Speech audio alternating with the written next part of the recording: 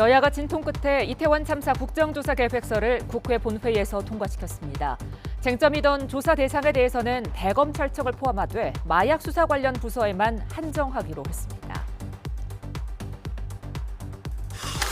화물연대가 안전운임제 일몰제 폐지와 적용 대상 확대 등을 요구하며 무기한 총파업에 들어갔습니다. 정부는 법과 원칙에 따라 엄정하게 대응할 것이라며 업무 개시 명령 발동 가능성도 언급했습니다. 한국은행이 기준금리를 0.25%포인트 올려 3.25%로 인상했습니다. 내년 국내 총생산 성장률은 지난 8월의 전망치에서 크게 낮춘 1.7%로 전망했습니다. 월드컵 축구대표팀이 오늘 밤 남미의 강호 우루과이와 조별리그 첫 경기를 치릅니다. 수술 후 회복 중인 손흥민 선수의 출전에 관심이 모아지고 있는데요. 오늘 경기의 관전 포인트와 전망, 전문가와 함께 분석해 보겠습니다.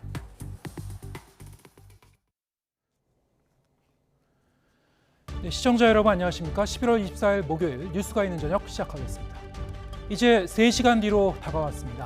카타르 월드컵 조별리그 1차전. 대한민국과 우루과이의 한판 대결이 펼쳐지죠. 이번 월드컵에서는 이미 아시아 팀들이 강력한 우승 후보들을 물리치면서 예상 외의 승리를 거두고 있습니다만 오늘 밤 우리 대표팀도 돌풍의 주인공이 될 수 있을지 잠시 뒤에 짚어보겠습니다. 오늘 첫 소식입니다. 여야가 하루 종일 신경전을 이어간 끝에 이태원 참사 진상규명에 대한 국정조사 계획서를 본회의에서 통과시켰습니다. 조사 대상에 대검찰청을 포함시킬지가 막판 쟁점이었는데 마약 수사 관련 부서에만 한정하기로 하면서 합의했습니다. 국회 취재기자 연결해서 자세히 알아보겠습니다. 황윤태 기자. 네, 국회입니다. 네, 막판까지 대검찰청을 조사 대상에 넣을지를 놓고 여야 간의 신경전이 팽팽했는데요. 결국 국정조사 계획서가 본회의를 통과했군요. 네, 여야는 오늘 오후 4시 반쯤 본회의를 열고 이태원 참사 국정조사 계획서를 의결했습니다. 재석 254인 중 찬성 220인, 반대 13인, 기권 21인으로 통과됐습니다. 이로써 국회는 내년 1월 7일까지 이태원 참사 진상규명을 위한 국정조사를 진행할 수 있게 됐습니다. 앞서 여야는 오후 4시쯤 국정조사 특별위원회 첫 회의를 마쳤는데요. 회의 전까지 여야 간사인 국민의힘 이만희 의원과 민주당 김교웅 의원은 하루 종일 물밑 협상을 이어갔습니다. 대검찰청을 국정조사 대상에 넣어선 안 된다는 여당 요구에 어제 합의대로 포함해야 한다는 야당 입장이 첨예하게 맞섰습니다. 직접 들어보시겠습니다. 조사 범위와 지금 조사 방법 그리고 그 뒤에 이루어진 조사 대상 기관을 볼 때 과연 이 대검찰청이 왜 포함이 됐는지 이 부분에 대해서 의혹을 제기하지 않을 수가 없습니다. 무엇보다도 진실에 접근할 수 있도록 위원들이 자유롭게 활동할 수 있는 것들을 보장해 주셔야 한다고 생각을 하고 또 정부의 자료 요구나 제출을 이런 것이 있을 때 적극적인 협조 요청과 여야는 치열한 논의 끝에 타협안을 마련해 국정조사 계획서를 채택했습니다. 대검찰청을 국정조사 대상에 포함하는 대신 출석 대상을 마약 수사 관계자로만 한정하고 검찰총장도 제외하기로 했습니다. 질의 내용도 제한을 두지 않되 마약 수사에 대해 질문할 때는 이태원 참사와 어떤 직간접적 원인이 있는지를 위주로 따져보기로 합의했습니다. 본회의 통과 후 국민의힘 주호영 원내대표는 정쟁화를 막고 재발 방지책 마련에 노력하겠다면서 국정조사를 이재명 대표 사법리스크 방탄으로 사용되지 않게 막겠다고 강조했고 민주당 박홍근 원내대표도 이태원 참사 서명운동 보고대회에 참석해 단 한 점의 의혹도 남기지 않겠다면서 의지를 내비쳤습니다. 우여곡절 끝에 국정조사 계획서가 본회의에 상정되면서 여야는 본격적으로 이태원 참사 국정조사에 돌입할 것으로 보입니다. 지금까지 국회에서 YTN 황윤태입니다. 이태원 참사를 수사하는 특별수사본부가 헬로윈 관련 정보 보고서 삭제를 지시한 혐의를 받는 경찰 고위 간부를 처음으로 불러 조사했습니다. 이임재 전 용산경찰서장을 비롯한 현장 책임자들도 줄줄이 조사를 받은 가운데 김광호 서울청장 등 윗선 소환으로 이어질 전망입니다. 임성재 기자가 보도합니다. 박성민 전 서울경찰청 정보부장이 피의자 신분으로 특별수사본부에 출석했습니다.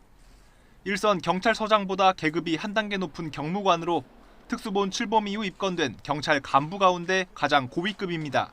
정보보고서 처음으로 인지한 시점은 좀 언제신가요? 조사에 성실하게 임하겠습니다. 박 전 부장은 헬로윈을 앞두고 인파 문제를 우려한 용산경찰서의 정보보고서를 참사 이후 감찰과 압수수색에 대비해 삭제하도록 지시한 혐의를 받고 있습니다. 특수부는 삭제를 지시한 경위와 조직적인 은폐 가능성까지 들여다보고 있습니다. 김광호 서울경찰청장도 조만간 불러 조직적인 은폐 과정에 관여했는지 집중적으로 조사할 방침입니다. 다른 주요 피의자들에 대한 소환 조사도 속도를 내고 있습니다. 먼저 이임재 전 용산경찰서장을 3일 만에 다시 불렀습니다. 1차 조사에서 혐의 충분히 소망하셨나요? 사실대로 성실하게 조사에 임하겠습니다. 특히 진실 공방이 벌어진 경비기동대 요청 관련 사실관계를 거듭 따져 물은 것으로 전해졌습니다. 헬로윈 전 2차례에 걸쳐 경비기동대를 요청했다는 입장을 고수하는 이 전 서장과 달리 특수부는 노력해보라는 말 외에 실제 요청은 없었다는 판단입니다. 기동대 배치 요청과 이 전 서장의 현장 도착 시각 조작 의혹에 연루된 용산서 112 상황실장도 같은 날 나와 조사를 받았습니다.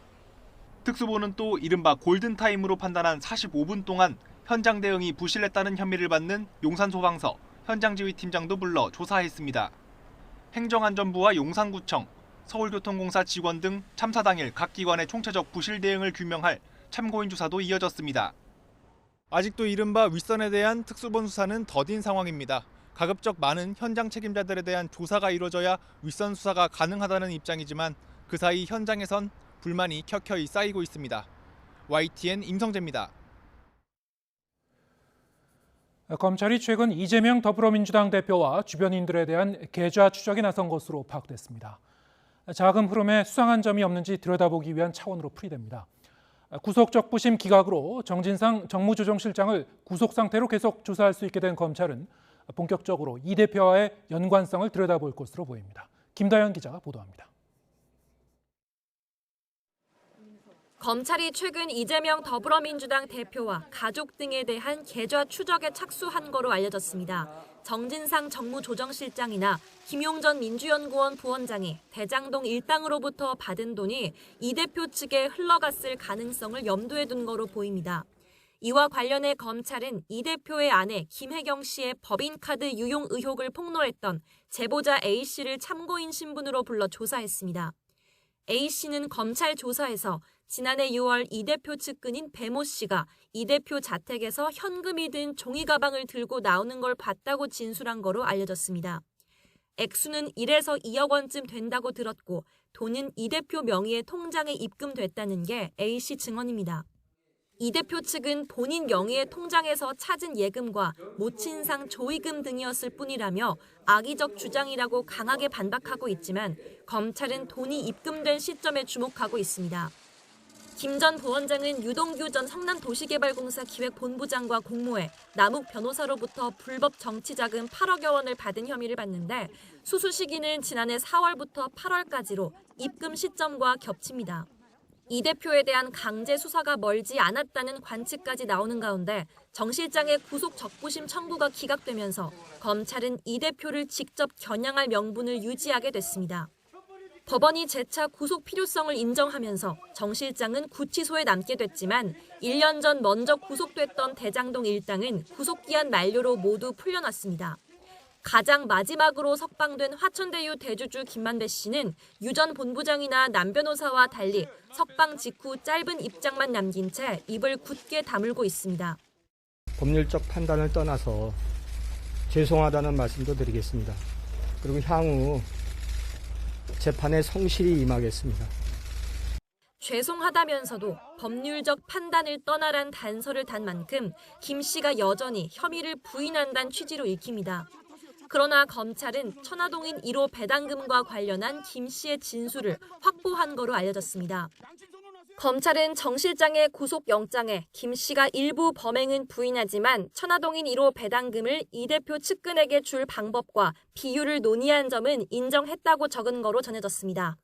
물론 정 실장 측은 허풍에 가까운 발언이었을 뿐 검찰 주장이 허위라는 입장인데 김 씨가 불구속 상태로 출석할 첫 재판에서 천화동인 1호 지분과 관련한 폭탄 발언을 쏟아낼지 관심이 높아지고 있습니다. YTN 김다연입니다. 검찰이 서해 공무원 피격 사건 당시 청와대 안보개통 책임자였던 서훈 전 국가안보실장을 소환 조사했습니다. 월북 조작과 기록 삭제 등 의혹 전반의 정점에 있는 만큼 검찰은 서 전 실장에 대한 구속영장 청구를 검토하고 있습니다. 김혜린 기자의 보도입니다. 서훈 전 청와대 국가안보실장이 비공개로 검찰에 출석했습니다. 피고 발인 신분으로 사실상 피의자 조사를 받았습니다.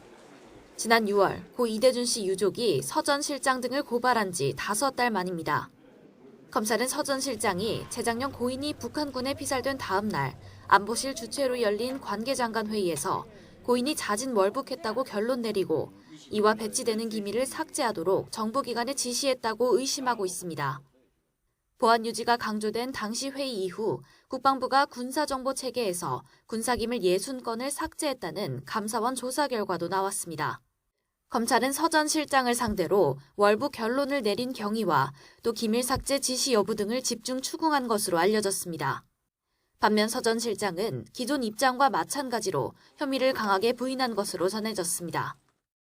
근거 없이 월북으로 몰아간 적도 없고 그럴 이유도 시직도 없습니다. 하지만 검찰은 혐의 입증을 자신하는 분위기입니다. 앞서 검찰은 관련 기밀 삭제를 지시한 혐의로 구속된 서욱 전 국방부 장관 영장에 서 전 실장을 공범으로 적시했습니다. 구속 적부심을 통해 서 전 장관과 당시 수사를 담당한 김홍희 전 해양경찰청장이 석방되긴 했지만 당장 두 사람의 혐의를 입증하는 데에도 무리가 없다는 입장입니다. 검찰은 서 전 실장의 진술 내용을 분석한 뒤 조만간 신병 처리 방향을 결정할 방침으로 구속영장 청구도 적극 검토하는 것으로 알려졌습니다. 서 전 실장 소환 조사를 계기로 문재인 정부 안보라인 윗선에 대한 수사가 정점에 다다르면서 또 다른 주요 피고발인인 박지원 전 국정원장에 대한 조사도 임박했다는 관측이 나옵니다. YTN 김혜린입니다. 윤석열 대통령과 한동훈 법무장관의 청담동 술자리를 직접 봤다는 당사자가 경찰에 거짓말을 했다고 진술하자 관련 의혹을 제기하던 민주당 김의겸 의원이 유감을 표명했습니다. 의혹의 당사자였던 한동훈 장관은 김 의원을 향해 사과할 필요 없고 법적 책임을 지면 될 것이라고 경고했습니다. 김승환 기자가 보도합니다. 제보 내용에 따르면 김앤장 변호사 30명가량이 있었습니다. 그리고 윤석열 대통령도 이 자리에 이 청담동의 바에 합류를 했습니다. 제가 저 비슷한 자리에 있거나 저 근방 2km 안에 있었으면 저는 뭐 걸겠습니다. 이건 뭐 거시죠.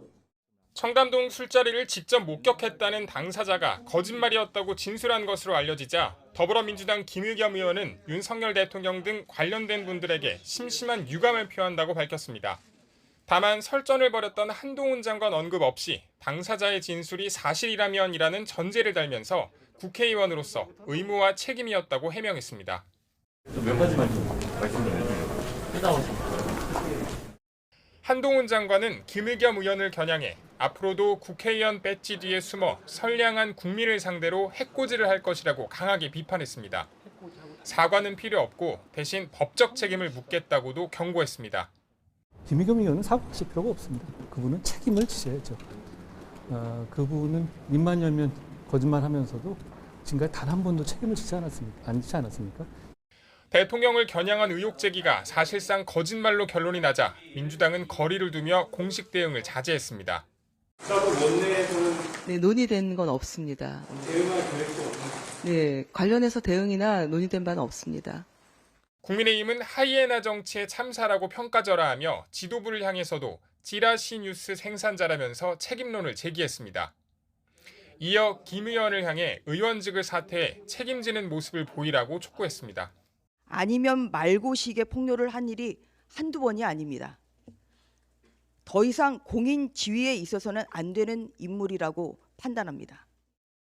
당 대변인의 크게 빗나간 의혹 제기가 자충수로 돌아오자 더불어민주당에선 당혹스러운 분위기가 감지됩니다. 여기에 국회의원과 국무위원 간 설전이 지속되는 데 대한 국민적 피로감이 상당하다는 지적도 나옵니다. YTN 김승환입니다.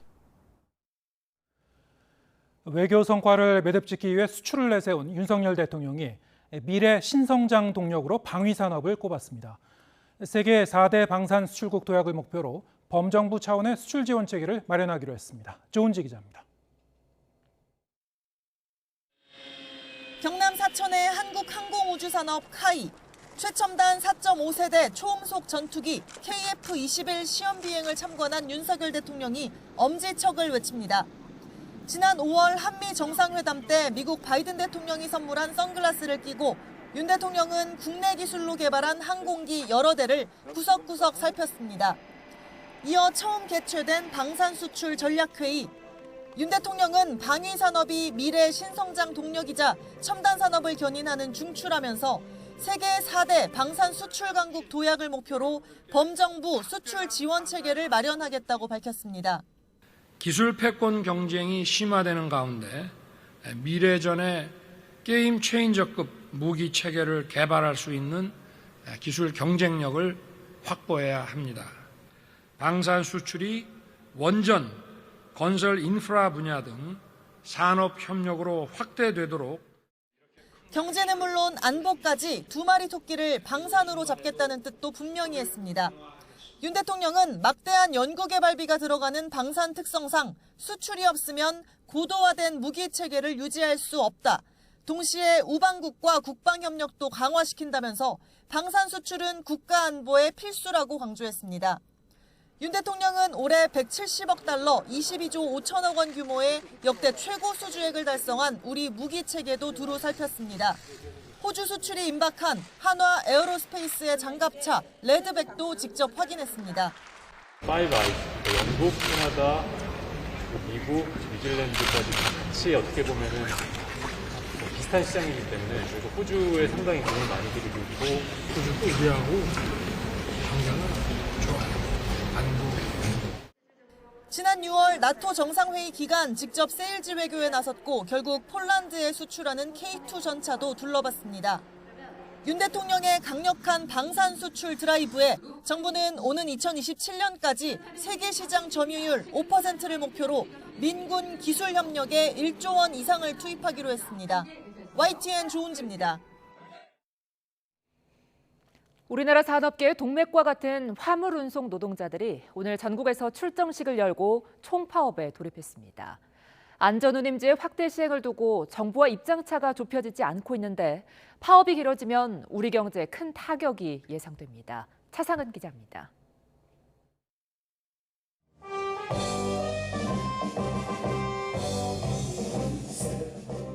화물연대 노조원들이 수도권 물류 거점인 내륙 컨테이너 기지에 모였습니다. 머리에 띠를 두르고 구호를 외치며 총파업의 시작을 알렸습니다. 물류를 멈춰! 세상을 바꾸자! 세상을 바꾸자! 화물연대 파업은 지난 6월 이후 5달 만에 재개됐습니다. 화물차 기사에게 적정 임금을 보장하는 안전운임제의 일몰 시한이 눈앞에 다가왔지만 정부가 폐지 대신 3년 연장을 추진하자 집단 행동에 나선 겁니다. 적용하는 품목에도 변화가 없어 파업 카드를 다시 꺼냈습니다. 정부와 정치권의 약속은 안전운임제 지속과 품목의 확대라는 크게 두 문장밖에 없습니다. 여기에 대해서 마치 언제 그랬는 것처럼 없던 일처럼 만드는 정부와 정치권에 대한 회의와 불신이 굉장히 큽니다. 컨테이너 운반 차량이 오가는 부산항 일대에는 경찰관들이 대거 배치됐습니다.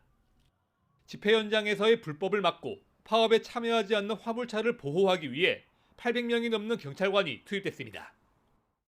화물연대의 총파업 출정식은 전국의 물류 거점에서 동시에 열렸습니다. 화물연대는 안전운임제 일몰제 폐지와 함께 적용 품목을 확대하지 않으면 파업을 멈추지 않겠다고 밝혔습니다. 컨테이너 BCP 26,900대밖에 안 됩니다. 총 42만 두개 26,900 프로페지로 6.2%밖에 되지 않습니다.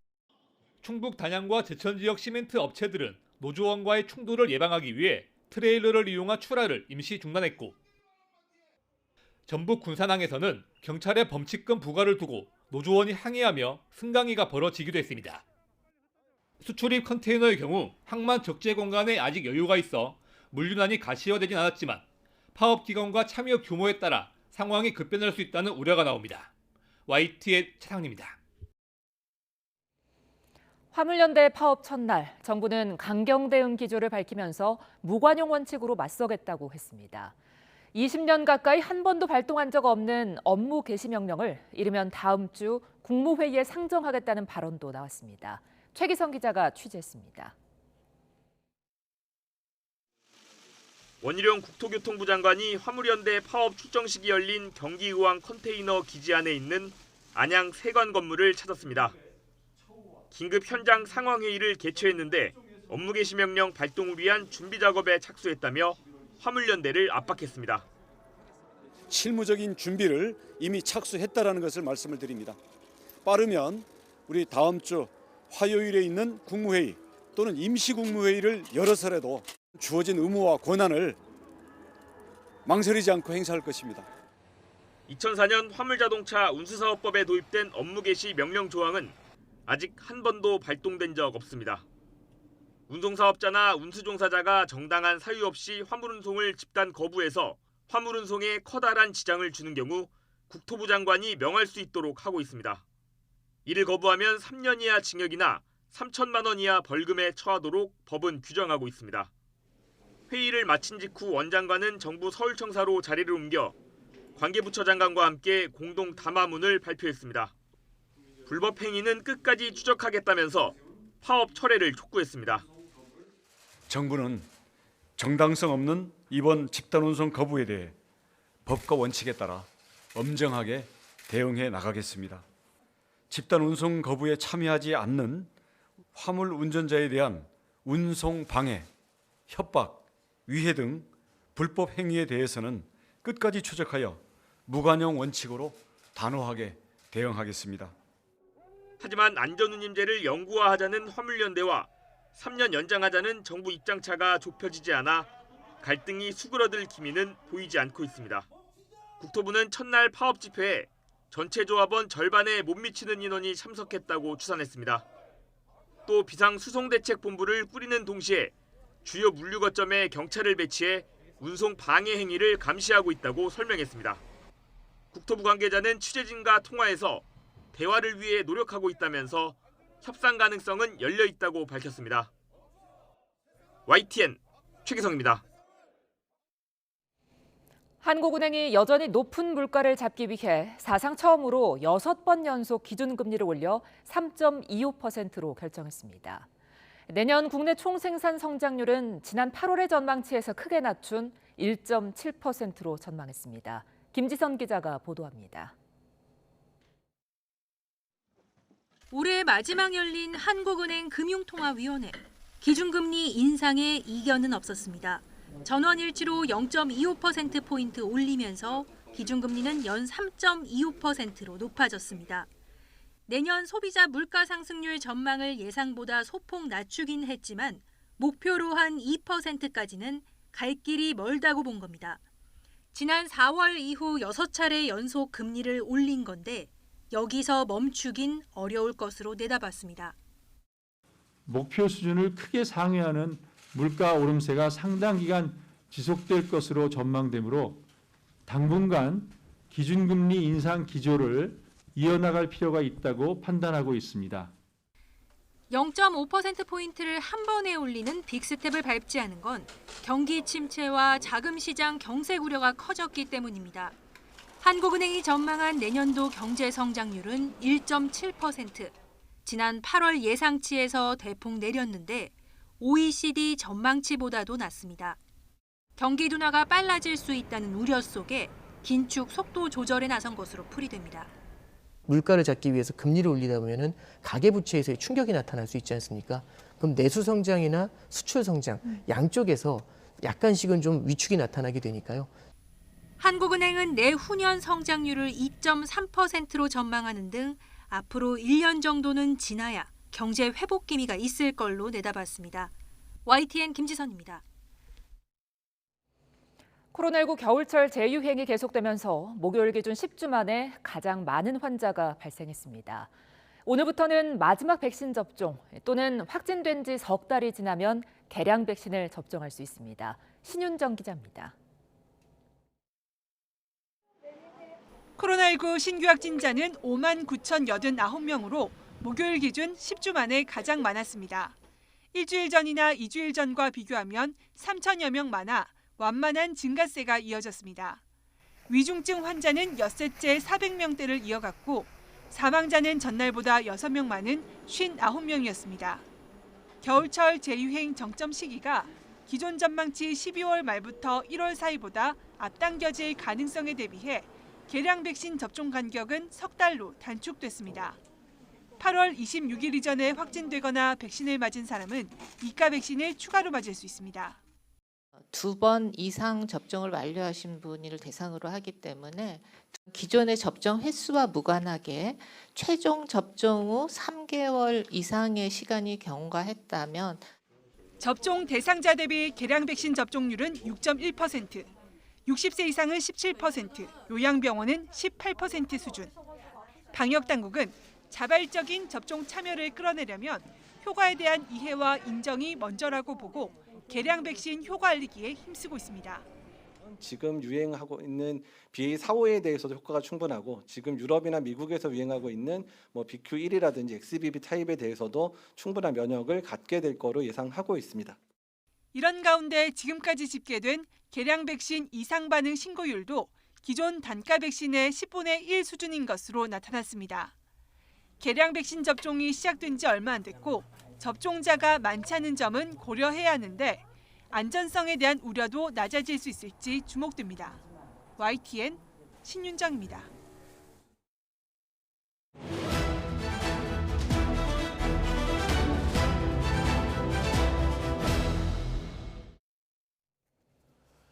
네, 오늘의 정치권 소식, 정치가 있는 저녁 정관은에서 장성철 공론센터 소장 그리고 김성환 시사평론가 두 분과 함께 해보겠습니다. 안녕하세요. 네, 안녕하세요. 예, 어서 오세요.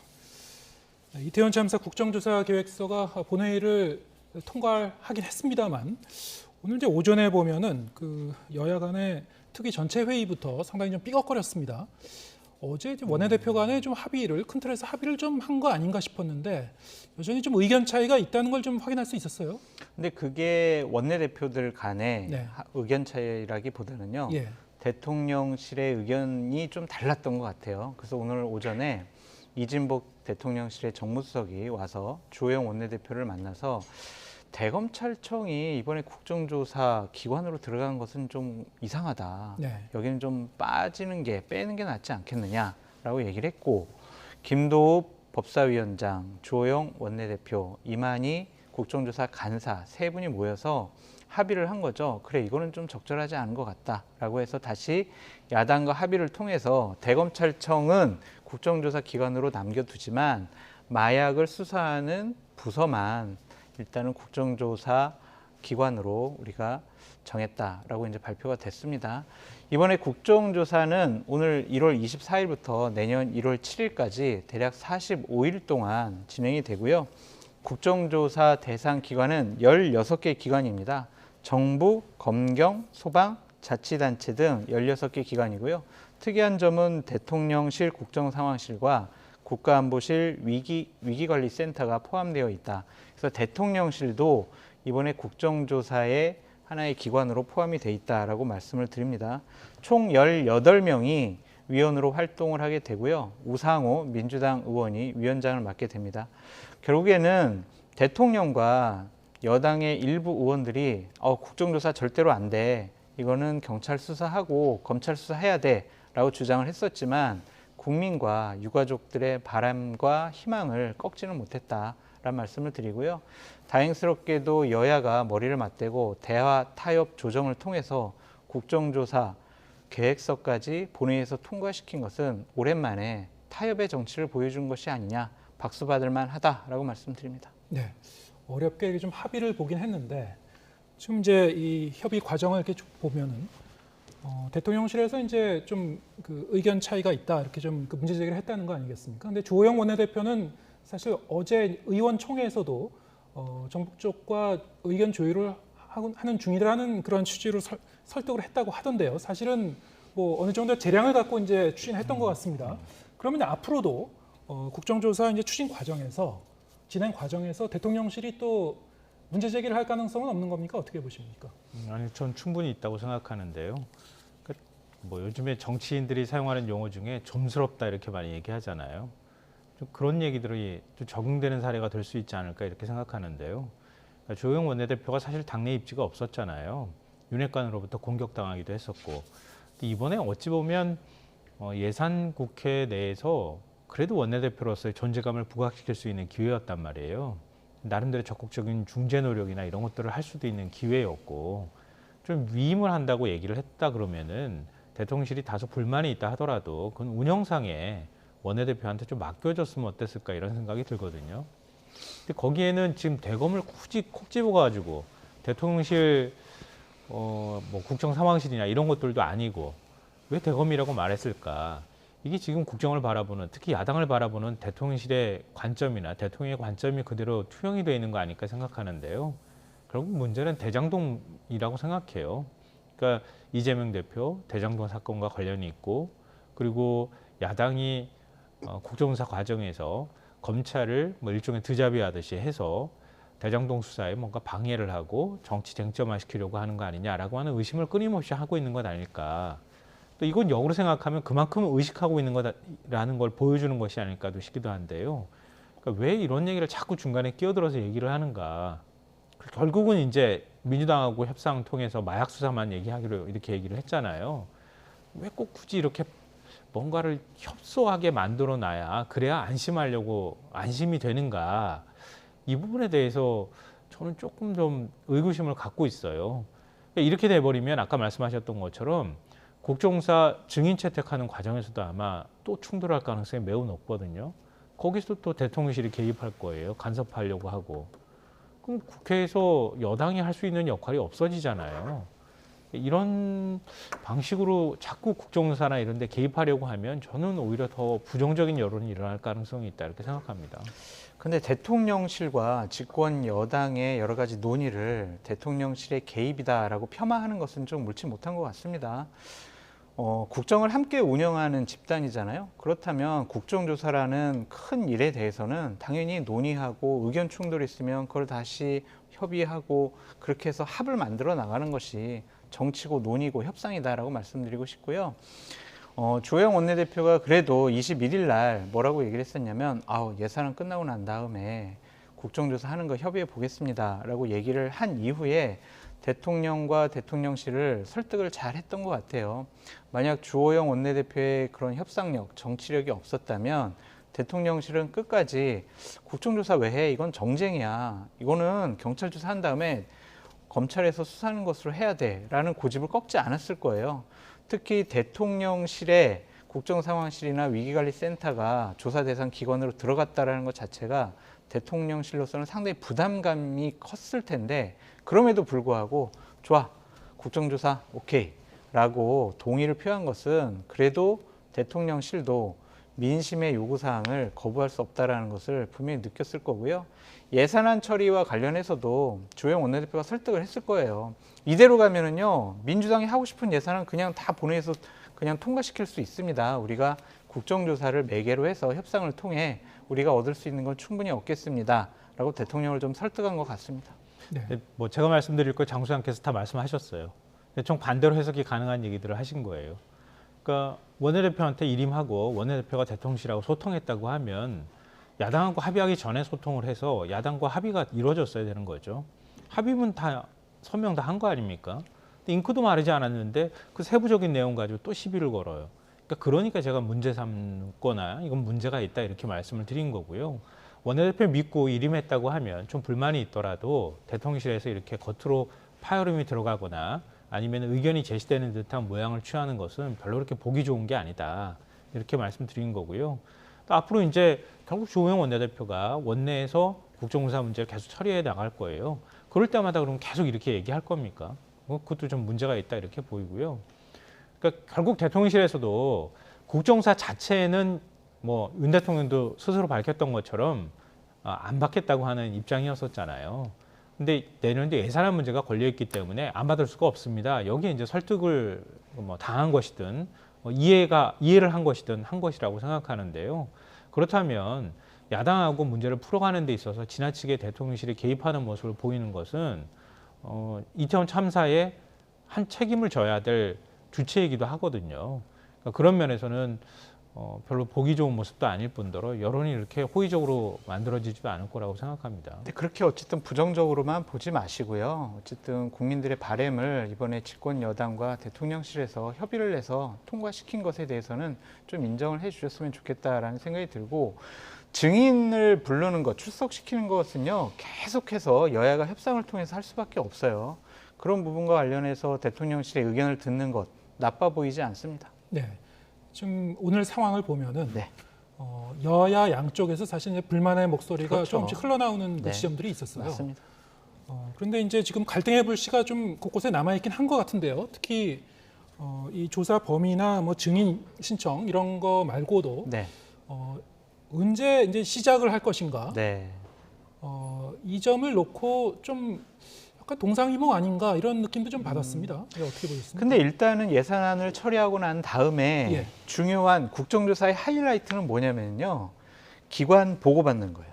그리고 현장 조사하는 거. 네. 그리고 증인들 불러서 듣는 청문회. 이 세 개가 하이라이트거든요. 그러니까 그동안은 이제 관련 자료들 각종 기관에게 요구를 하고 그 자료 분석하고 다시 요구해서 다시 한번 분석하고 이렇게 청문회나 기관 보고 때 의원들이 질문할 것을 분석하고 정리하는 그 기간이 상당 수준으로 필요해요.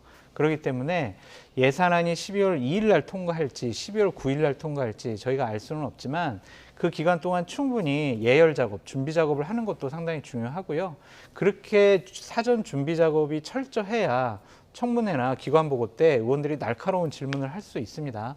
그래서 저는 이것은 그렇게 큰 문제가 아니라는 좀 생각이 들고, 본회의 의결로 조사 기간을 좀 늘릴 수가 있잖아요. 네. 국민들이 이거는 청문회 한 번 더 들어봐야 될 것 같아. 저 증인을 한 번 더 얘기를 들어보는 게 좋아. 그 저 기관에서는 무슨 일이 있었는지 다시 한번 보고를 받았으면 좋겠어. 이러한 여론이 나오면 집권 여당도 조사 기간을 늘릴 수밖에 없을 거예요. 그래서 이 부분을 너무 부정적으로만 보지 마시라. 여야 간에 지금 충분히 어떠한 신뢰를 통해서 이 국정조사만큼은 국민의 눈높이에 맞게 우리가 잘 처리하겠다라는 암묵적인 동의가 있는 것 같습니다. 네. 그래서 자꾸 부정적으로만 보지 마시라라고 말씀드려요. 장 소장님께서 이제 긍정적으로 보자 이런 취지신데. 아니 저도 뭐 지금 국정조사에 합의한 건 긍정적으로 보고 있습니다. 네. 합의가 안 될 가능성이 있다고 생각했거든요. 근데 결국은 이제 예산국회 내에서 예산안을 처리해야 될 여당의 어떤 필요성이 굉장히 컸다고 생각하고요. 야당 입장에서도 민생국회 얘기를 계속 하고 있었던 상황이었기 때문에 예산안 문제만 가지고 붙들고 있기는 좀 어려웠을 것이다. 이제 그 부분이 결국 국정조사 합의로 이어졌다 이렇게 생각하고, 그 부분은 저도 굉장히 높게 평가합니다.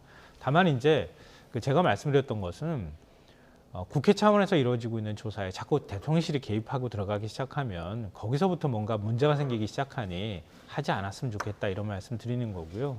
근데 다만 좀 불안한 균형 같아서 곳곳에 내관이 있다고 하는 점은 좀 걱정스러워요. 대통령실의 아까 대장동 수사에 관한 인식, 이재명 대표에 대한 인식, 뭐 이런 거 제가 잠깐 말씀드렸던 것처럼 결국은 이재명 대표를 향해서 수사가 정점으로 이렇게 모아질 가능성이 있거든요. 연내에 그럴 가능성이 저는 있어 보인다고 생각해요. 그럴 경우에 국정조사랑 맞물리고 또 민생보안 처리 문제하고 또 맞물려 돌아갔을 때 국정조사가 국민들 보시기에 흔쾌하게 정말 이태원 참사의 원인을 규명할 수 있는 그런 자리로만 비춰질 것인가. 이거는 참 정치한 문제이긴 하지만 여야가 이런 문제들을 좀 잘 비껴가면서 문제를 푸는 능력을 좀 보여줬으면 좋겠습니다. 알겠습니다. 지금 말씀하신 전반적인 여야 상황과도 좀 연결되는 그런 문제인데요. 이런 가운데 윤 대통령이 내일 국민의힘 지도부와 이제 만찬 회동을 한다고 하죠. 이 소식을 들어보니까 국민의힘 지도부와 만찬 회동을 하는 그 부분보다도 여기 야당 지도부를 초청하지 않은, 야당 지도부가 함께하지 않는 부분이 더 눈에 들어오는 것 같은 느낌이 들었습니다. 어떻게 보셨습니까? 그러니까 오늘 하루 종일 이제 방송을 하고 다니면서 유인태 전 사무총장의 한 얘기가 회자가 많이 되더라고요. 아니 도대체 왜 대통령께서는 야당과 대화하지 않으려고 합니까? 라는 질문에 두 가지 이유를 댔어요. 하나는 기본적으로 윤석열 대통령이 이재명 당대표를 잠재적, 중대한 중범죄자라고 생각을 하고 있다. 그래서 대선 기간에 했었던 얘기죠. 했었던 얘기고, 또 얼마 전에 윤석열 대통령의 뭐 멘토나 선배라고 하는 분들한테 얘기를 들었는데, 윤석열 대통령이 이재명 당대표가 인간적으로 싫어요. 그냥 싫어요. 그래서 만나기 싫어요. 이렇게 생각을 하고 있다라고 유인태 전 사무총장이 얘기를 했어요. 전에 들었다는 얘기입니다. 그렇죠. 네. 전에 들었죠. 그러니까 그러한 부분들에 대해서 인간적으로 만나기 싫다라는 부분이 아주 가장 큰 것 같습니다. 같이 앉아서 얘기를 나누기가 싫다 이런 것 같은데 좀 대통령께서는 고도의 정치력을 발휘해야 될 중요한 자리 아니겠습니까? 네. 그래서 특정 집단, 특정한 지지층의 대통령이 아니라 국민 모두의 대통령이기 때문에 좀 폭넓고 통 크고 너그럽고 넉넉한 마음을 통해서 국정의 중요한 파트너인 야당의 지도자들과도 대화와 협상을 하시는데 역할을 해주셨으면 좋겠다라는 생각이 듭니다. 네. 야당 지도부도 같이 초청해서 네. 당연히 좀 이 머리를 맞대고 어떻게 좀 국정을 이끌어갈지 좀 의논을 해야 될 것 같다. 이게 당연한 얘기입니다만 지금 뭐 반년이 지금 다 돼가고 있는데 지금 실현이 안 되고 있거든요. 예. 저도 비슷한 얘기 많이 했었거든요. 예. 방송에서도 굉장히 자주 얘기했었고요. 그래도 만나야지요. 만나서 가장 큰 이득을 얻어가는 사람은 야당 대표가 아니라 윤석열 대통령일 겁니다. 이런 얘기까지 했었는데요. 이젠 별로 의미가 없는 얘기일 것 같다는 생각이 들어서 안 하려고 합니다. 그러니까 윤 대통령은 이미 어떤 스타일인지 국민들이 다 파악한 거 아닌가 싶어요. 제가 볼 때는. 그러니까 말씀하셨던 것처럼 예전에 장수장께서도 그 말씀도 하시고 하셨는데 윤 대통령이 이재명 대표를 어떻게 바라보는지 이건 거의 뭐 공지의 사실이 돼버린 것 같아요. 윤 대통령 스타일인 것 같아요. 과거 조국 전 장관 때도 그렇게 얘기했거든요. 박상기 법무부 장관 그때 조국 전 장관 처음으로 압수수색했던 날 만났었다고 할 때도 박 전 장관 말이 그랬었거든요. 윤 대통령이 마치 범죄자 취급하듯이 이미 얘기했다. 사기꾼처럼 얘기하더라. 이런 얘기를 했던 적이 있었는데요. 그러니까 이게 일종의 검사 스타일인 것 같아요. 난 딱 보면 알아. 뭐 굳이 수사해봐야 아나? 지금 그림 보면 어떤지 난 다 알고 있어. 라고 하는 인식이 투영되어 있는 거 아닌가 싶고요. 둘째로는 뭐 인간이 싫다 이렇게 얘기를 한 건데 전 믿고 싶지는 않아요. 그냥 그 말은 정말 믿고 싶지 않은데요. 만약 그런 인식을 하고 있다고 하면 정치를 어떻게 풀어나갈지 참 답답합니다. 그러니까 지금도 대통령이 정치하는 모습을 우리는 못 보고 있거든요. 전 윤 대통령이 정치하는 것 같아 보이지 않아요. 자꾸 수사하는 것 같아 보이고요. 나와 싫어하는 사람은 만나기 싫어하고 내가 싫다고 하면 내가 하는 건 국익이고 남이 하면 뭐 음해고 뭐 음모를 하는 것처럼 이렇게 다 지금 취급하고 있는 상황이란 말이에요. 이런 상황에서 과연 야당 당대표, 야당 뭐 당이 여러 당이니까요. 같이 야당하고 만날 수 있는 기회를 만들 의지를 갖고 있을까? 좀 개인적으로 의심스럽습니다. 근데 만나기를 바라는 마음은 여전히 갖고 있습니다. 예. 지금 이제 검찰의 이재명 대표 측근들에 대한 수사가 좀 속도를 내고 있는 거하고 좀 무관하지 않은 것 같은데요. 민주당 입장에서는 또 하나 좀 당혹스러운 일이 일어났죠. 청담동 술자리 의혹, 이른바 이제 목격자로 알려졌었던 이제 첼리스트가 경찰 조사에서 사실은 자신이 했던 얘기는 거짓말이었다 이렇게 진술을 했다고 합니다.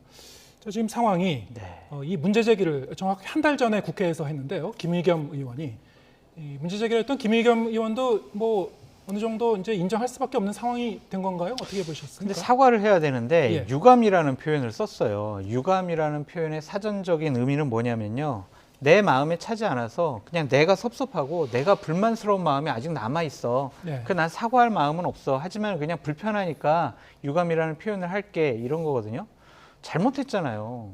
잘못된 정보를 가지고 국무위원을 음해하고 여러 가지 좀 안 좋은 방향으로 몰고 가려고 했잖아요. 그것은 국회의원이 할 일은 아닌 것 같습니다. 국회의원은 국민을 대신해서 뭐든지 물어볼 수 있지만 네. 팩트에 근거해야 됩니다. 제보를 받더라도 2번, 3번 사실이 맞는지 확인을 해야 합니다.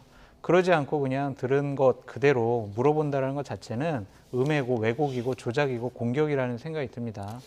김의겸 의원은요. 사과를 제대로 해야 될 것 같고요. 예. 사과를 제대로 하지 않으면 정말 윤리위를 통해서 다시 한번 김의겸 의원이 의원직을 수행하는 데 적절한 사람인가라는 부분에 대해서도 국회 차원에서 따져봐야 될 것 같고 저는 민주당 지도부도 분명히 이 부분에 대해서는 사과 표명을 하든지 해명을 해야 됩니다. 왜냐하면 김성환 정책위 의장 같은 경우에 이 사건은 제2의 국정농단이에요. 이런 식으로 얘기를 했고 장경태 최고위원도 이것이 사실이라면 여러 가지 문제가 있습니다. 한동훈 법무장관 책임지세요. 이런 식의 얘기를 했거든요. 이렇다면 그 당시에 공격하려고 했던 분들은 분명히 본인의 입장을 얘기를 해야 돼요. 사과를 해야 되고요. 해명을 해야 합니다.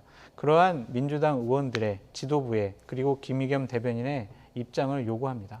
지금 말씀하신 대로 민주당에서는 김의겸 의원뿐만이 아니고 당 차원에서 여러 가지 문제 제기를 했었습니다. 특검 얘기까지 나왔었고요. 그런데 오늘 이제 뉴스 내용을 보면은 당에서 어떤 특별한 논의는 없었다. 이 부분에 대해서 거짓말이라고 진술이 나왔다는 거에 대해서 논의는 없었다 이렇게 얘기를 했는데 어떻게 보셨습니까? 지금 민주당 모습은요, 싸워야 한다는 얘기는 많이 하는데 어떻게 싸울 것인가는 제대로 모르는 것 같다 이런 생각이 들어요. 그러니까 김의겸 의원 얘기 나왔을 때, 폭로 나왔을 때 아마 대다수의 평론가나 아니면 언론에서도 그랬을 거예요. 근거가 아직까지는 좀 부족해. 이것만 가지고 저렇게 주장할 수 있어? 라고 다 의심했단 말이에요. 근데 김의겸 의원이 처음에 의욕적인 전을 할 수 있었다고 봐요. 이런 일이 있다고 하는데 맞습니까? 라고 얘기를 저는 국회의원이 할 수 있다고 보거든요. 근데 그 다음이 문제라고 봐요. 근데 그 다음에는 이미 그런 사실이 근거가 좀 부족하다는 사실을 인정하지 않은 상태에서 자기가 다 믿어버린 거잖아요. 그러니까 그 다음에 행동했던 것에 대해서는 저는 사과해야 한다고 생각해요. 그러니까 만약에 지금도 입장 바꾸지 않으면 바꾸지 않는다고 얘기를 하던가요, 명시적으로. 그리고 그 다음에 그 부분에 대한 책임을 본인이 질 것 같으면 져야 한다. 근데 김의겸 의원이 그러니까 윤석열 정부나 윤석열 대통령, 한동훈 장관하고 싸워야 된다는 명분을 자꾸 앞세우다 보니까 어떻게 싸워야 할 것인가에 대한 고민은 별로 안 하는 것 같아요. 한 의원이 앞으로 치고 나가면 다른 의원들은 그래 싸워야 되니까 잘 싸우고 있을 거야. 이렇게 생각하고 지금 쭈르륵 따라가잖아요. 그러니까 민주당의 투쟁 방식에 뭔가 문제가 있는 것이다 이렇게 보이고요. 그러니까 만약에 지금 같은 대장동 수사, 편파적인 검찰 수사 이런 것들은 민주당에 있어서 굉장히 심각한 문제라고 생각하면 그러면 윤석열 정부하고 싸워야죠. 투쟁해야죠. 그 투쟁의 방식들에 대해서는 여러 가지가 있을 거예요. 근데 맥없이 그냥 싸워야 된다고 하는 당위만 가지고 이렇게 대처하는 것은 오히려 더 역풍만 맞을 가능성이 굉장히 높다고 생각하고요. 당대표가 아니면 다른 의원들도 이런 부분에 대해서 본인 스스로가 태도나 말에 있어서 문제가 있었다고 판단하면 이번 기회에 한번 점검해 보시기를 부탁드린다 이렇게 생각합니다. 그럼 마지막으로 이거는 제가 양비론처럼 비치실 수 있겠는데요. 한동훈 장관의 태도는 지적 안 할 수가 없어요. 한동훈 장관 오늘 기자들하고 만나서 이렇게 얘기했어요. 국회의원 배지 뒤에 숨어 선량한 국민 상대로 거짓말하면서 해코지하고 다니지 못하게 법적 책임 묻겠다. 이게 아직도 장관인데 검사인 줄 착각하고 있는 것이라고 저는 생각하거든요. 장경태 의원 고발하는 것, 대통령실이 고발하는 것도 저도 마찬가지라고 생각해요. 선악으로만 지금 자꾸 구분하잖아요. 잘못했죠. 잘못하면 사과 요구할 수 있고요. 사과하지 않으면은 지금 제가 이렇게 비판하고 있잖아요. 많은 분들이 비판하면 국회의원이 거기에 대해서 자기에 상응하는 조치나 행동을 하면 되는 건데요. 거기에 대해서 나는 법적 책임 물을 거야. 법무부 장관이 국회의원을 상대로 자꾸 법적 책임 묻고 고소하고 고발하고 이렇게 하겠다고 협박하듯이 얘기하는 거. 이게 자꾸 윤석열 정부가 야당 의원들 상대로 윽박 지르고 언론 상대로 말 못하게 하고 이렇게 하는 거랑 자꾸 오버랩이 돼서 그렇게 좋은 태도처럼 보이지 않습니다. 이건 한 장관한테도 저는 마이너스라고 생각해요. 장관 이전에 한 인간으로서 억울하게 음해를 당했잖아요. 그 부분에 대해서는 오늘 인간 얘기 여러 번 하잖아요. 그러니까 그 부분에 대해서는 한동훈 장관도 할 말이 있었다라고 좀 말씀을 드리고 싶고 김성환 평론가님께서 국회의원으로서는 할 수 있는 질문이다라고 얘기하셨는데 할 수 없는 질문이에요. 이것은요 분명히 보좌진들이나 김의겸 의원이 최소한의 팩트를 해야 돼요. 첼리스트 A씨랑 통화를 하든지 아니면은 그 장소에 가서 거기 있는 종업원들이나 사장을 만나봐서 그런 일이 있었는지 최소한 확인을 했어야 해요. 그러한 확인 없이 저렇게 내지른다라는 거는요 국회의원으로서는 절대로 해서는 안 될 일이다라고 다시 한번 말씀드립니다. 예, 알겠습니다. 국회의원들한테는 보좌관들도 있고요. 여러 가지 특혜라고 할 수도 있는 권한들이 있죠. 지금 말씀하신 대로 최소한의 어떤 신뢰할 만한 신빙성이 있는지 이 정도는 체크하고 얘기하면 더 좋을 것 같은 생각이 듭니다. 그런 식으로 따지면요 국회의원들이 배지를 과연 얼마나 유지할 수 있을까 하는 생각도 들거든요. 예. 여러 의혹 제기도 굉장히 많이 하잖아요. 예. 국민의힘 의원들도 마찬가지고 민주당 의원들도 마찬가지인데요. 그래도 네. 김의겸 의원은 정말 잘못했습니다. 예, 어쨌든 뭐 두 분의 의견은 다르지만은 어쨌든 이제 국회의원이기도 하고 이제 공당의 대변인인데요. 그럼요. 어떤 국민들이 그러면 이런 그 여당 야당에서 하는 얘기를 어느 정도 신뢰할 수 있을 것인가 하든 신뢰성의 문제로 이제 귀착될 수 있는 것 같습니다. 앞으로 좀 어떤 움직임이 나오는지 계속 좀 지켜보겠습니다. 장성철 공론센터 소장 그리고 김성환 시사평론가 두 분과 함께했습니다. 고맙습니다.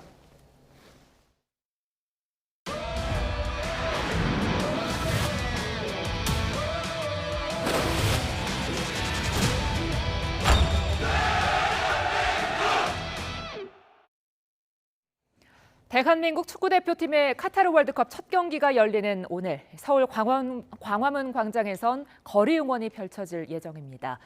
오늘 광화문엔 만여 명에 달하는 붉은 악마 응원단이 모일 거로 예상되는데요. 서울시와 경찰 등 관계 당국이 안전사고 대비에 나섰습니다. 현장에 취재기자 나가 있습니다. 황보혜경 기자. 네, 서울 광화문 광장에 나와 있습니다. 네, 아직 경기 시작까지 2시간 정도 남았는데요. 벌써 응원단이 많이 보입니다. 네, 그렇습니다. 이곳 광화문 광장이 점차 붉은색으로 물들고 있습니다. 국가대표 유니폼을 입고 손에 태극기를 든 붉은 악마 응원단이 무대 앞쪽부터 자리를 잡고 있습니다. 시민들은 오랜만에 거리 응원에 들뜬 마음을 감추지 못했는데요. 목소리를 직접 들어보시죠.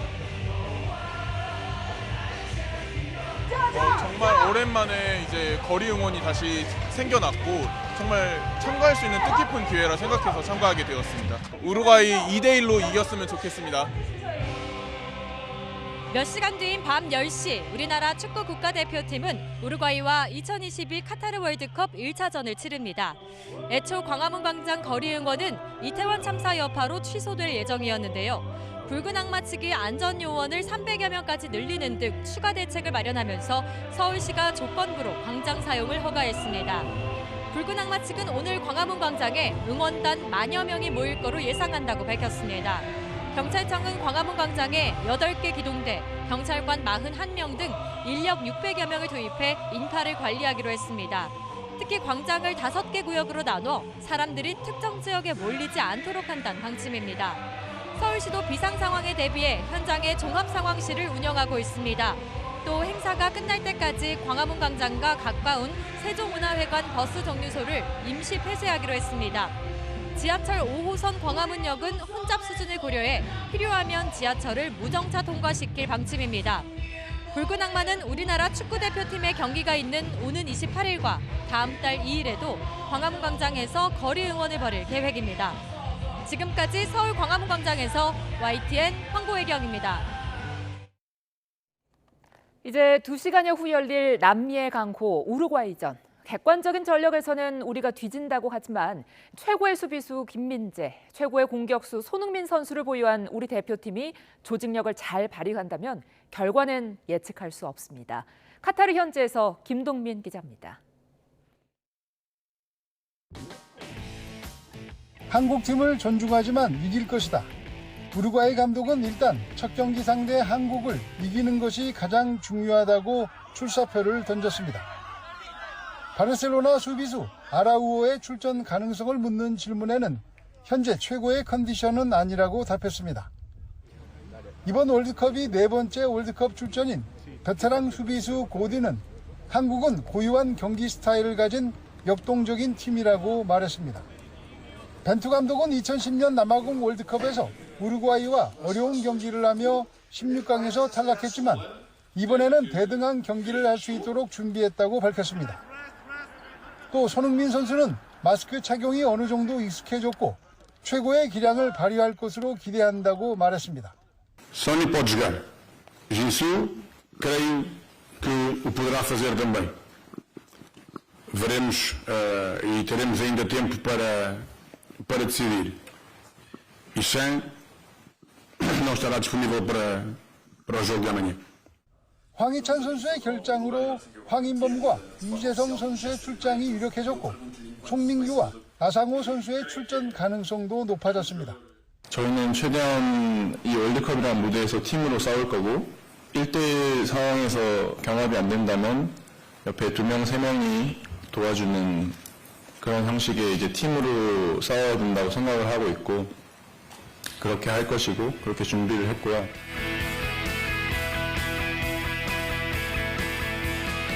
드디어 결전의 날이 밝았습니다. 대표팀이 지난 4년간 준비해왔던 모든 것을 후회 없이 쏟아붓는 한판 승부가 되기를 기대해봅니다. 카타르 도하에서 YTN 김동민입니다. 카타르 월드컵에서 아시아 국가의 돌풍이 무섭습니다. 사우디아라비아에 이어 일본도 강호 독일의 역전승을 거뒀는데요. 일본 선수들은 우루과이와의 결전을 앞둔 우리나라를 응원했습니다. 보도에 이지은 기자입니다.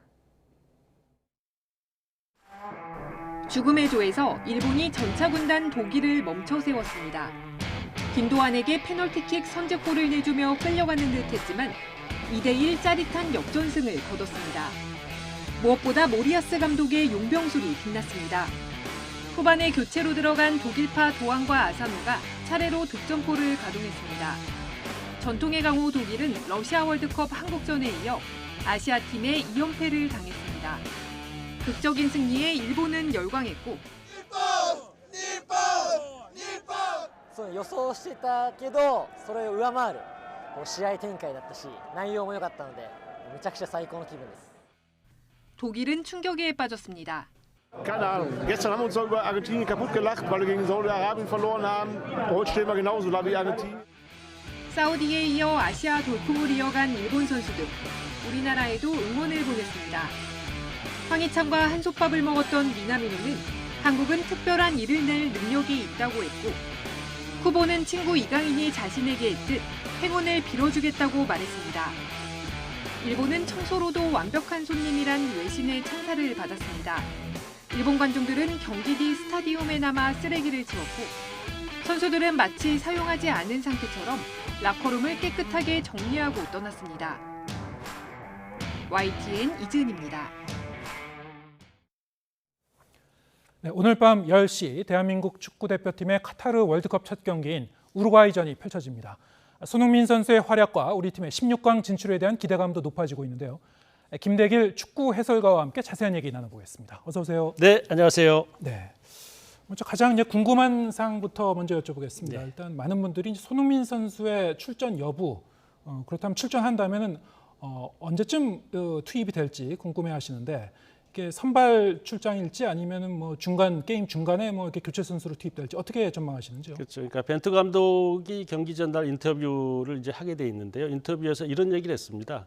선발 출장이다, 교체 출장이다는 얘기를 안 했어요. 네. 출장은 한다. 예. 이런 얘기를 했는데 제가 봤을 때는 교체 출장일 것 같아요. 왜 그러냐면 손흥민 선수가 지난 이제 부상 이후에 계속해서 이제 트레이닝을 멈추지 않고 하긴 했습니다만.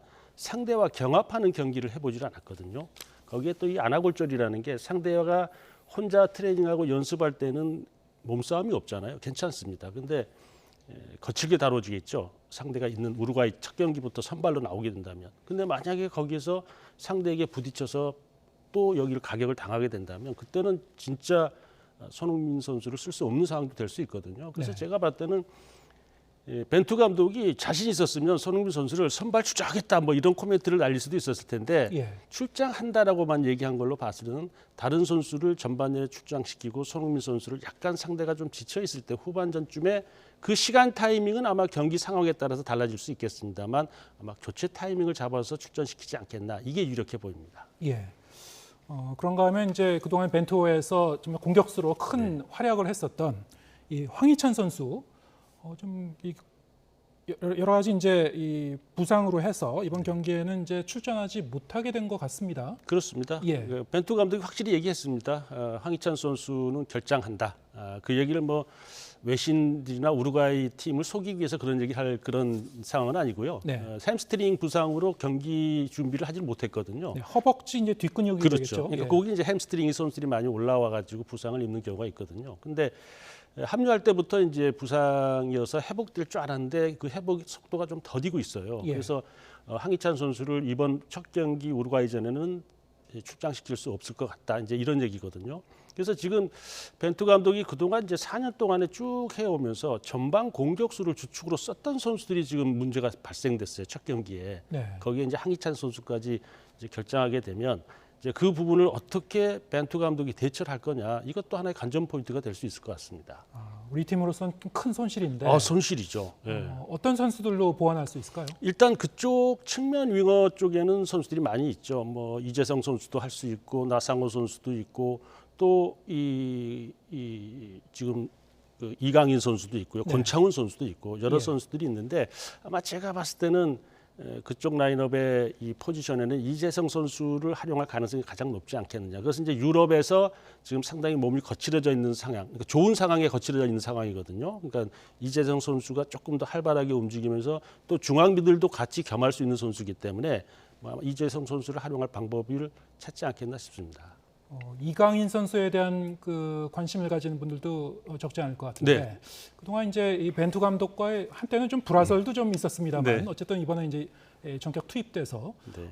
이번 월드컵에서 보면은 한 19살, 21살 이 정도 굉장히 젊은 선수들이 활약을 보이는 것도 많이 볼 수 있었거든요. 그렇죠. 이강인 선수의 활약 어떻게 기대하십니까? 그러니까 제가 봤을 때는요. 저라면 이강인 선수를, 그러니까 손흥민 선수가 선발 출장이 안 된다면 이강인 선수를 손흥민 선수에 배치해서 너는 45분 또는 손흥민 선수가 들어갈 때까지만 견뎌줘라. 네. 그리고 손흥민 선수가 반드시 들어간다. 이제 이런 어떤 작전 지시를 좀 내렸으면 어떨까 하는 생각이 드는데 예. 그동안 이제 문제는 이강인 선수를 지난 9월 친선 경기 때도 그렇고 동료 선수들과 호흡을 맞춰볼 기회가 한 번도 없었어요. 그렇습니까? 이게 예. 조금 문제가 되는데 하지만 지금 현재 이강인 선수의 폼 자체는 대단히 좋습니다. 네. 지금 이 본인 소속 팀에서 대단한 이 활약을 보이고 있고 지금 외신 보도들이 더 많습니다. 지금 이강인 선수에 대한 관심도도 높고 또 20세 이하 피파 월드컵에서 또 MVP였고 또 지금 현재 이 마요르카에서 엄청난 이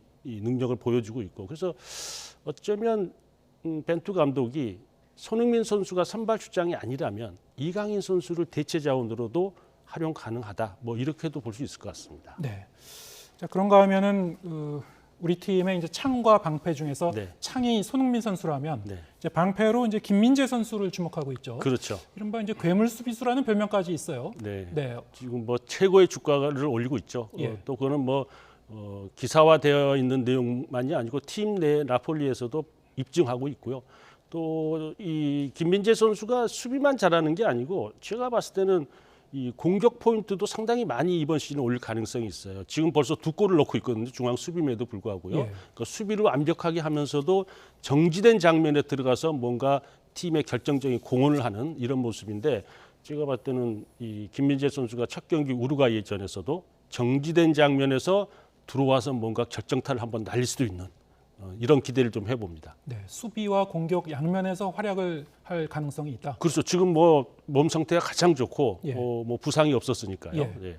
지난 월드컵에서 좀 아깝게 출전하지 못했습니다. 그렇죠. 부상. 이번에는 뭐 상당히 이제 간절한 마음을 갖고 역시 이제 출전했을 것 같습니다. 좀 기대해 보겠습니다. 그러면 3시간 후에 3시간이 아니군요. 지금 8시간 됐으니까 2시간 후군요. 그렇죠. 예. 네, 우루과이전 상대인 우루과이의 이제 전력을 좀 분석해 보겠습니다. 네. FIFA 랭킹상으로 보면 확실히 우리보다 한 수 위인 것 같아요. 그렇죠. 14위고 우리가 28위니까 뭐 단계는 높죠. 근데 이제 이 세계 무대에서 보면 피파의 랭킹이 이제 오래전보다는 많이 맞아가긴 합니다만 약간의 좀 과학적이지 못한 데이터가 삽입되는 경우도 없지 않아 있거든요. 네. 근데 분명한 것은 일단 우루과이가 우리보다 전력적으로 낮다고는 봐야 되겠죠. 근데 지금 우루과이가 남미 지역 예선을 거쳐 올라올 때 보면요. 지금 현직 감독도 교체되었어 왔습니다. 그래서 알론소 감독이 4경기를 전승을 하면서 겨우 이 남미 지역 예선 3위로 올라왔거든요. 네. 근데 좀 더 들여다보면 이 공격력이 화려한 것 같습니다만 경기당 득점은 1.22였어요. 그렇게 높은 수치가 아니거든요. 그렇죠. 예, 그러니까 뭐 수아레즈, 카바니 있고 해서 무시무시하다 했는데 들여다보니까 별거 없더라고요. 근데 또 이제 고딘이라는 이제 아주 뭐 우리 국내 팬들에도 많이 알려졌잖아요. 카사레스 선수도 이제 수비 라인을 구축하고 있는데 그래서 이 선수들도 잘하겠구나 했더니 또 들여다보니까 경기당 실점이 1.22예요. 높은 수치입니다. 예. 그러니까 분명한 것은 우루과이에는 이 미드필드진은 상당히 조금 젊어서 활동량도 좋고 가장 좋은 이 폼을 유지하고 있습니다만 최전방과 최후방에 네. 분명히 우루과이가 문제점을 가지고 있다. 허점이 있군요. 있습니다. 그래서 이 월드컵을 제가 2002년부터 쭉 중계를 해와서 쭉 그 히스토리를 보면요. 이 네임밸류를 가지고 그걸 극복하지 못하는 감독들이 보면 꼭 참패를 하더라고요. 네. 그게 이제 브라질이 있었고 스페인이 있었고 독일이 있었고 프랑스가 있었거든요. 네. 근데 우루과이가 그 급은 아닙니다만 제가 봤을 때는 우리 조에서 아마 우루과이가 침몰하지 않을까. 침몰을 침몰하지 가능성이 높습니다. 네. 지금 말씀하신 대로 이제 수아레스 선수를 비롯해서 굉장히 유명한 선수들이 포진하고 있는데 그렇죠. 그 선수들이 이제 나이가 30대 중반 정도 된 선수들이 있단 말이죠. 그렇죠. 카바니 선수도 그렇고 35세, 36세. 그럼 이제 움직임이 좀 이렇게 둔해졌을 가능성이 있는 거군요. 둔해지죠. 그리고 또 하나는 이제 이 수아레즈 선수는 우리 국내 축구 팬들께서 잊지 못합니다. 그러니까 왜 그러냐면 지난 2010년도 남아공 월드컵 16강전에서 우리가 이제 최초 해외 원정 16강 올라갔는데 저 수아레즈 선수에게 2골을 얻어맞았거든요. 그렇죠. 예. 잊지 못해. 근데 벌써 12년이라는 시간이 지났고요. 지금 이 수아레즈 선수는 본인 우루과이 나셔널 팀에 이제 들어왔죠. 해외 리그에서 뛰지 않고 자국 리그에 있고 네. 지금 벌써 나이가 30대 중반이고 예. 거기에 이제 이 카바니 선수도 그렇고 그다음에 이제 가장 이제 무서운 선수가 누네스입니다. 리버풀에. 그러니까 누네스 선수를 어떻게 잡아야 되느냐고. 네, 지금 화면에도 이제 오른쪽에 나오고 있군요. 그렇죠. 다르윈 누네스 선수. 그렇죠. 그다음에 이제 무서운 선수가 저 발베르데예요. 발베르데. 네, 발베르데 선수는 이제 우리 국내 축구 팬 이제 해외 축구 좋아하시는 분들은 이제 보셨겠습니다만 이강인 선수 소속된 마요르카와 레알 마드리드 경기 때 엄청난 퍼포먼스를 보여줬어요. 예. 엄청난 중거리 슈팅 능력을 보이고 엄청난 기술을 보여줬거든요. 그래서 이 발베르데 선수를 미드필드에서 상당히 좀 조심해야 된다 이렇게 봐야 되겠죠. 네. 전반적으로 보면 이제 그럼에도 불구하고 우루과이가 이제 강팀이지만 네. 허점이 있다고 말씀해 주셨고 네. 공격수도 좀 이렇게 노쇠한 선수들이 좀 섞여 있고 네. 이 후방에 이제 수비수도 좀 어떨까요? 이제 움직임이 좀 느린 편입니까? 느리죠. 그러니까 제가 말씀드렸던 경기당 실점률이 남미 지역 예선 3위로 올라왔는데 1.2이면 수치가 높은 겁니다. 1점대 이하가 돼야 되는데 그래서 이제 벤투 감독도 그 부분을 계산하고 있을 거겠죠. 왜냐하면 이제 우루과이 쪽으로 본다면 라이트 쪽이 될 것 같아요. 그러면 아라오 선수가 중앙 수비 또는 라이트 쪽으로 들어와야 되는 그런 포지션인데 이 선수가 지금 부상이거든요. 그러면 고딘과 카세라스를 선수라는데 이 선수들이 30대 중반을 다 넘긴 선수들이에요. 그러니까 능력은 있는데 후반전쯤에 체력적 문제가 발생될 가능성이 충분히 있거든요. 그래서 제가 봐서는 전반전쯤에 이 수비 라인을 대단히 괴롭히고 많이 움직이게끔 하고 후반전쯤에 뭔가 허점이 나타나면 손흥민 선수가 들어가서 뭔가 결정타를 날리는 뭐 네. 이런 어떤 수순도 벤투 감독은 좀 생각해 볼 수 있지 않겠나 싶습니다. 말씀하신 그 후방의 빈 공간을 노리고 그렇죠. 치고 들어가려면 어떤 전략을 펼치면 될까요? 일단 이제 우리가 이럴 수 있죠. 우루과이도요. 조 1위를 가기 위해서 절대적으로 공격으로 나올 거예요. 예. 왜 그러냐면 2위로 올라가게 된다면 브라질을 만나야 되는 16강전이 있기 때문에 상당히 깜찍없습니다. 그래서 우루과이가 지금 4-4-2 공격진을 구상하면서 전반전에 수비 라인이 상당히 가상의 공격 숫자를 많이 늘리게 될 거예요. 그러면 우리 전방의 공격수들이 전반전에 승부를 내려고 해서는 우리는 안 되겠죠. 상대를 계속 지치게 만들고 괴롭히고 그런 어떤 전방 공격수가 투입돼서 고딘 선수랄지 히메네즈나 카세레스 선수를 괴롭혀서 힘들게 만들어 놓고 후반전쯤에 우리가 승부를 거는 네. 이런 수순이 우리에게는 가장 좀 적합한 전술이 아닐까 싶습니다. 예. 특히 이제 역대 전적을 보면은 A 매치에서 이제 우루과이와 이제 대한민국 팀의 이제 이 전적을 보면 1승 1무 6패라고 하죠. 네. 1승이 2018년 10월에 나왔는데 네.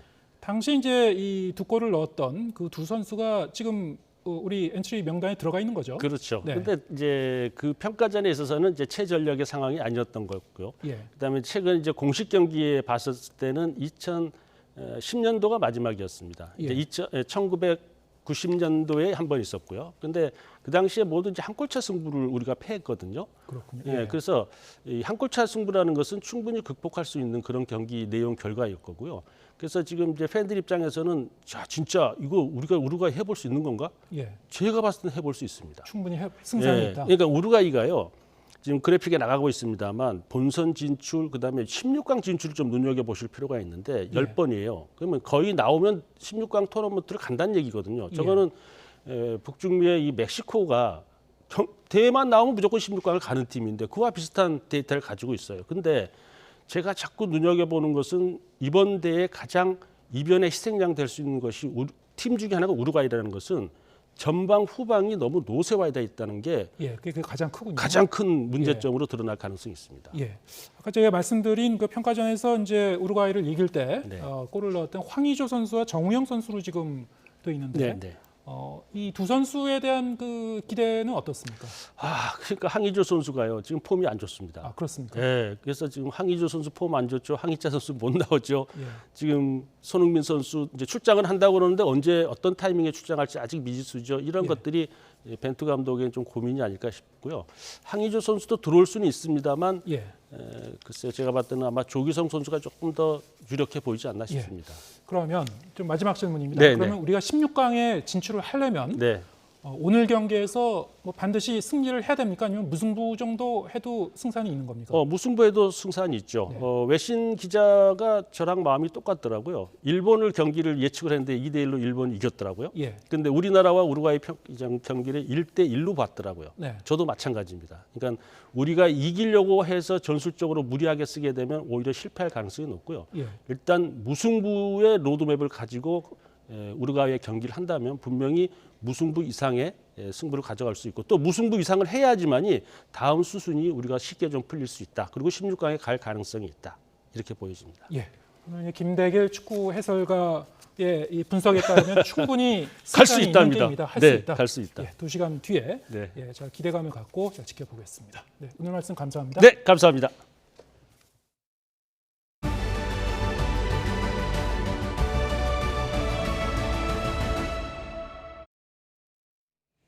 온라인에서 화제가 된 소식을 전해드리는 오늘 세 컷. 이제 잠시 뒤면 태극전사들의 월드컵 첫 경기가 열리는데요. 월드컵을 맞아 대한민국 대표팀의 주장 손흥민 선수의 모습이 담긴 토트넘의 기념주화가 국내에 소개됩니다. 토트넘의 공식 기념주화 모습인데요. 이른바 찰칵 세리머니를 가는 손흥민이 한가운데 가장 크게 담겼죠. 잉글랜드 대표팀의 주장 해리 케인과 프랑스 대표팀 골키퍼 위고 요리스 등 이번 월드컵에 출전하는 토트넘의 대표 선수들이 손흥민과 함께 새겨져 있습니다. 영국 코먼웰스 조폐국에서 제조했는데요. 최대 100장만 발행되는 이론즈 금화와 최대 1000장이 발행되는 이론즈 은화 두 종류로 구성돼 있습니다. 지난해 전 세계에서 시간마다 5명의 여성이 가족이나 연인에 의해 숨졌다는 보고서가 나왔습니다. 내일 세계 여성폭력 추방의 날을 맞아 유엔이 발표한 보고서인데요. 이 보고서를 보면 지난해 8만 1,100여 명의 여성이 살해당했는데 이 중 가족이나 연인에 의해 목숨을 잃은 사람은 절반을 훌쩍 넘긴 4만 5천 명 정도 되는 것으로 집계됐습니다. 시간으로 계산해 보면 1시간마다 5.1명꼴로 여성들이 살해된 겁니다. 유엔은 특히 지난해 여성 살인 사건의 40%가 특별한 이유 없이 단순히 여성이기에 죽임을 당한 것으로 추정된다고 지적했습니다. 전 세계적으로 여성 폭력에 대한 대책 마련이 시급한 상황인데요. 여성 폭력 추방의 날을 맞아 우리 정부도 내일부터 일주일 동안 여성 폭력 추방 주간을 운영하며 예방 홍보 활동 등을 진행합니다. 끝으로 유럽 우주국에서 나온 세계 최초 장애인 우주 비행사 후보 소식입니다. 화면으로 만나보시죠. 유럽 우주국이 13년 만에 우주 비행사를 신규 모집했는데요. 세계 최초로 신체 장애가 있는 우주 비행사 후보가 나왔습니다. 영국 패럴림픽 육상 선수였던 존 맥폴이 그 주인공인데요. 맥폴은 18살 때 오토바이 사고로 다리를 절단했지만 지난 2008년 베이징 패럴림픽 100m 달리기에서 동메달을 따기도 했습니다. 맥폴은 앞으로 1년 동안 임무 수행에 필요한 훈련을 받으면서 우주선에서 장애인이 생활하기 위해 필요한 것들을 협의해 나가는데요. 그는 용감하고 대담한 프로젝트에 기회를 얻은 것이 자랑스럽고 감사하다고 밝혔습니다. 지금까지 오늘 세 컷이었습니다. 네, 오늘 뉴스가 있는 저녁은 여기서 인사드리겠습니다. 잠시 뒤에는 뉴스 퍼레이드가 이어집니다. 저희는 내일 저녁 7시에 다시 찾아뵙겠습니다. 함께해 주신 여러분 고맙습니다.